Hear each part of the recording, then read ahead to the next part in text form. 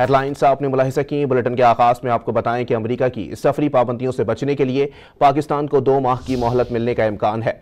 2 माह की मोहलत मिलने पर पाकिस्तान को 60 रोज में अमेरिकी हुक्काम के सिक्योरिटी खदशात दूर करना होंगे।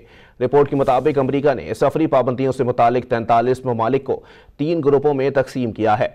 पाकिस्तान को दूसरी कैटेगरी यानी ऑरेंज लिस्ट में रखा गया है। सिक्योरिटी खदशात दूर करने में कामयाबी पर पाकिस्तान को तीसरी कैटेगरी येलो लिस्ट में मुंतकिल कर दिया जाएगा। येलो लिस्ट में शामिल होने से पाकिस्तान के लिए सफरी पाबंदियों में नरमी होगी। अमेरिका की सफरी पाबंदियों से बचने के लिए पाकिस्तान को 2 माह की मोहलत मिलने का इम्कान है। 2 माह की मोहलत मिलने पर पाकिस्तान को 60 रोज में अमेरिकी हुक्काम के सिक्योरिटी खदशात दूर करना होंगे।